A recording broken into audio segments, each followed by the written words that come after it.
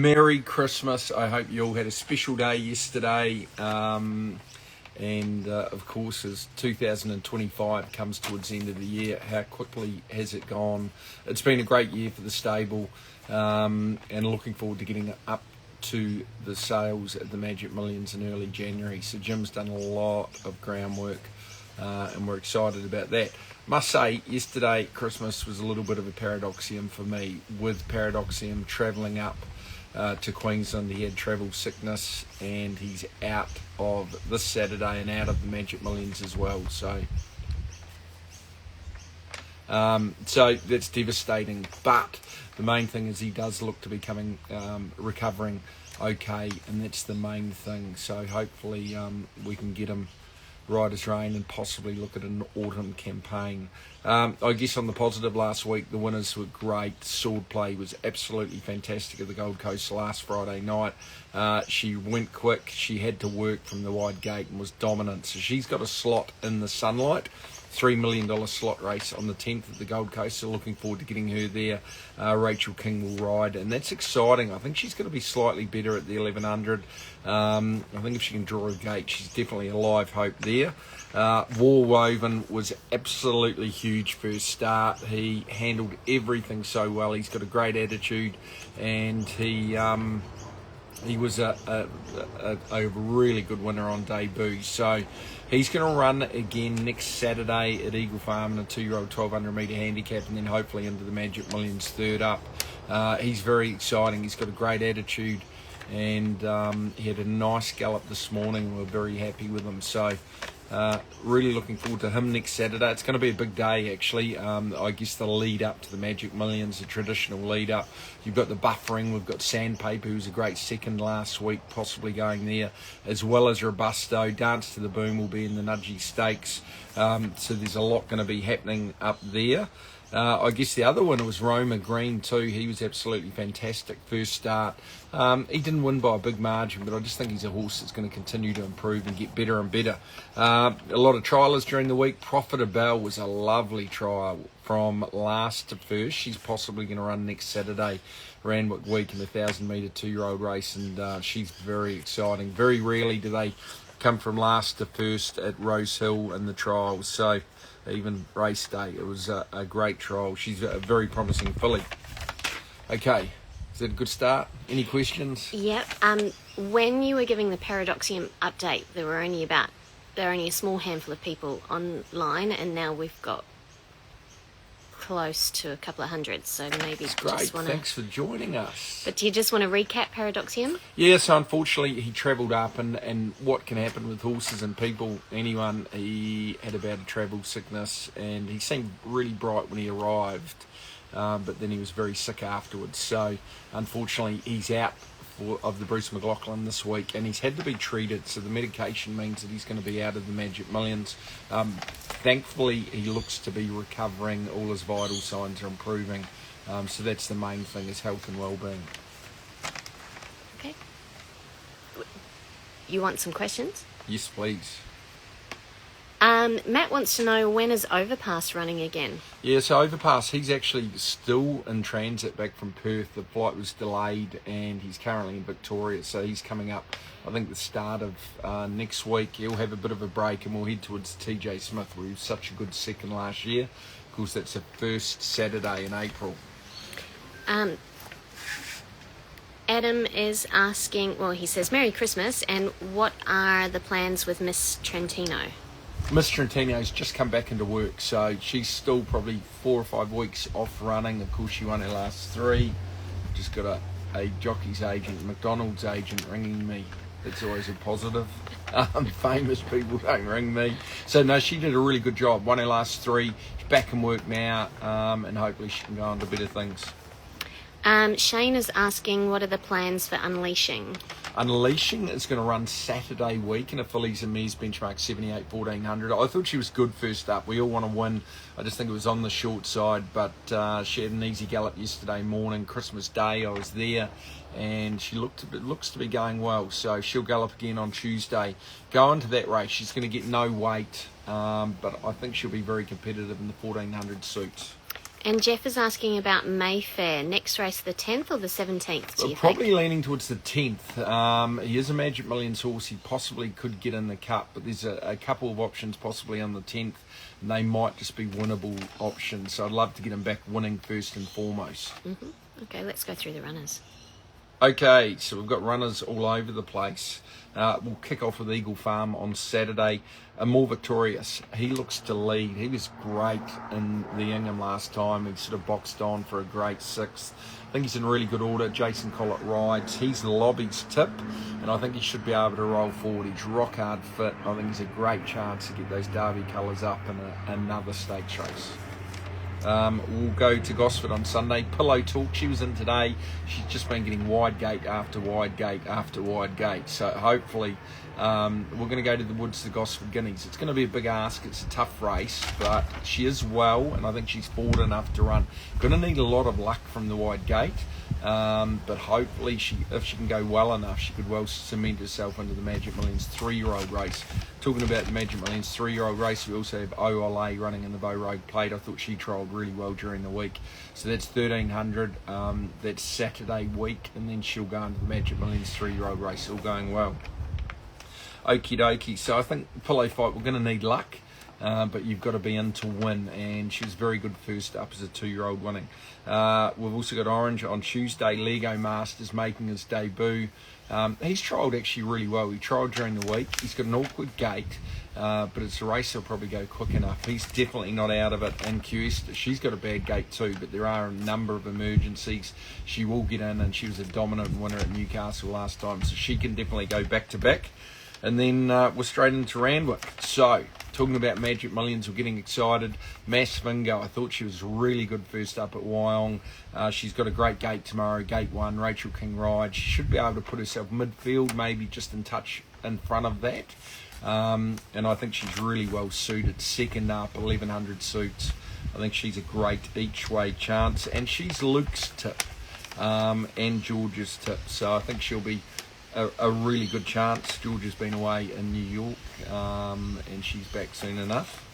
Then race 7, we've got Fairway Star. She'll probably need it from an awkward gate, gate 9, but she's building up nicely. There's some good races for her on Friday nights, the Evening Stars in particular coming up. Ellipsis definitely has an awkward gate again, but I thought she was very good first up. Of course, I think she'll be better second up, and she has got natural gate speed, so she'll be able to put herself right there. We've got Miss Kim Carr in 2 races. She's unlikely to run. We may just take her up to the Gold Coast on the 10th. There's a Class 4 fillies and mares for $250,000 that I think will be she'll be a good chance. Then we go into race 8. We've got 2 runners. Star Deal first up. He's another Magic Millions candidate to possibly run on the 10th. There's a couple of races that could suit. Rachel King rides. He's got natural speed. His first trial was quiet. His second trial was excellent. I think he's forward enough to run well. He's a definite each-way hope, but I would probably have Snack Bar on top. He's hopefully he can make it 3rd time lucky. Last time he looked like he was, I wouldn't say over the line, but very close. But his work since has been good. Dylan Gibbons rides, and I think the key is just putting him where he's comfortable. So I'd love to see those Derby colours get up on Boxing Day, but I think he's a really good chance. I think it does look a good race for him. So if he can just get the brakes when required and maybe not hit the front too soon, he should be right there. That's pretty much it. We've got Davis asking, any tips for Randwick today? We've got no runners, right? No runners, which is the first time for a long time there's been a city meeting we haven't had runners. So day off, so I can't help you there, sorry. Yeah, lots of questions about today. Matt is saying, I don't know this horse, Mykoyan came back in last week. Yeah, lovely Russian Revolution colt for Derby. He's actually a really nice horse, so I was impressed with him. He's come back in great order, and he had his first day working yesterday, so he looked fantastic, Matt. I think... How do you say that name? Mykoyan. Mykoyan. Russian Revolution. Mm-hmm. Designed maybe the jet. MiG or something. Okay. Anyway. Robin's asking, who's the jockey for Ellipsis? The jockey for Ellipsis is yet to be confirmed. Okay. Oh no, hold on. Who is the jockey? We've got... Yes, yet to be confirmed. She was emergency in that race, so we didn't have a jockey down. Is Washington Warrior a chance to run as a 2-year-old? Yeah, I must say, he's another purchase. Derby Racing bought 3 horses that are ready to run, and he is a lovely horse. He's a really good looker. Of course, Wooden Bassett's one of the leading stallions, and I was very, very impressed with him first day too. So definitely a chance. We'll just see how far we get this stage. With 2-year-olds often, as much as anything, that sort of week-to-week, day-to-day propositions. It just depends on how they handle everything and if they're quite ready. But obviously we'd love to get them racing as a 2-year-old if we can, even this preparation. Mindful it is the first preparation with me. Often, depending on how much I've done before, they can need a couple or even 3 or 4 at times. So it's really case-by-case basis. And Scotty is asking, how is Temptation coming on? Yes, she's another Derby filly that's really nice. A lovely Lucky Vega filly, of course, within the law. She's just about to resume pre-training, and she's definitely in her mould, but she's a quality, really good-looking filly. I've been absolutely impressed with her since she came back, and I was impressed with her last time she was in too. Very nice horse. This is an interesting question. Might be a bit like asking who's your favourite child, Bjorn. But we've got Bailey saying, Merry Christmas. How do you compare War Woven to Paradoxium? And how's he come on after that first up win? Yeah, I've been really happy with War Woven, and 2 high-quality colts, no doubt about it.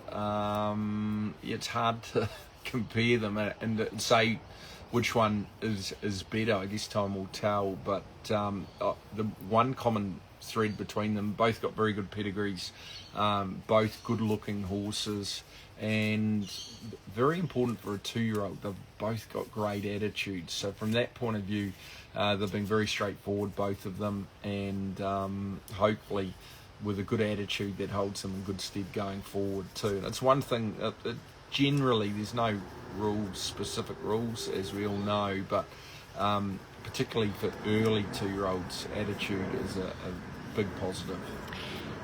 Steve's asking a question that's also been on my mind. What did you do to the barrier gods? Yeah, they're random. It's funny. I guess Doesn't feel like it sometimes. And particularly sometimes you can overanalyse if there's rain on the day or the way the track plays, but generally in summer, I'm a big gates guy. At gates, the more economical trip you have, the less ground you cover. I think definitely enhances your chances. Saying that, at times we can overanalyse, but yeah, definitely when it's summer, fast racing, good tracks, I think the gates, if you draw wide, it can make it very difficult. And if you're covering ground, it makes it even tougher if you're 3-4 deep. So often with my horses, I either like to be really dominant or be negative. So make a decision and be bold early, because if you're caught deep, often it doesn't matter how good the horse is, it's very tough to win. And Josh is asking about Akani. Is that how we say that? Yeah, nice filly. Lovely first up run. Wondering what the plan is with her. Yeah, there's a couple of options, probably early in the new year, but she was very good at Gosford first up, and she had a good gallop yesterday. So I think we've got 2 or 3 different options, and we'll just try and find the right race for her. Okay. And I suppose this is a really good... Oh, actually, no, I'll ask this one from Matt first. Raikkonen is coming back in soon. How are you going to approach things with him this time? Yeah, it's fair to say he didn't live up to my expectations in the spring. So really, we'll just get him in, try and get him into the routine, and yeah, we're not going to reinvent the wheel as much as anything. Just try and get him back happy, looking good. And make sure he's really fit and ready to go first ups, and try and get him back. He's going to be back in grade considerably from what he was in the spring, so that's going to be a pretty good starting point anyway. Okay, and Diego is asking, and I suppose this is quite a topical question leading into Magic Millions, who's your favourite stallion at the moment? Yeah, well, sort of status after War Woven, but it can change quickly. I guess one of the things when you go to the sales is you like to buy proven stallions if possible, and that definitely limits the risk. Saying that, proven stallions, the Zoo Stars, the Schnitzels, they generally cost a lot of money, so there's always that balancing act. Would you say it's a bit like you don't really have a favourite sports team, you more sort of barrack for whoever's on top? Similar to your favourite stallion, whoever's performing? A little bit. But even a stallion like All Too Hard, of course, the sire of Steffi Magnetica, he's a good stallion that gets a lot of winners, that's probably buyable, so he's definitely on the radar as well, horses like that. So you definitely keep an eye out in terms of what's going. But yeah, the great adage is buy proven off proven farms, but to do that often you need to pay proven money. Mm-hmm. And what's happening with Hollywood Hero next? He's gone for a break. He did a really good job through the spring and summer, so he was a great second in the Little Dance, so close, and I think there's going to be some good races from particularly over winter into the maybe early spring next year. He did have a little bit of a bleed out of one nostril after his last start, so if we're going to keep going, that definitely pushed us towards giving him a break and starting fresh. And I've got someone asking what's Steffi up to at the moment. Yeah, she's back in. She came back in with Pericles and at this early stage, really happy with her. So we're looking at getting her up for the autumn. Likewise, Pericles. I've got a few different ideas in terms of where we're going to go. We'll just see how they progress over the next few weeks. And probably about 100 questions around your tip of the week. So we've had Luke and George's, which was Masvingo, correct? Masvingo. So did we get one from Lobby are more victorious. Right. And I'm going snack bar, which is about what I'm going to do. There's a lot of leftovers from Christmas. So we're taking this hat off, taking the glasses off and getting into it. Big day of sports, cricket, racing, baseball, basketball. Goodbye, folks. Have a great New Year's and Christmas.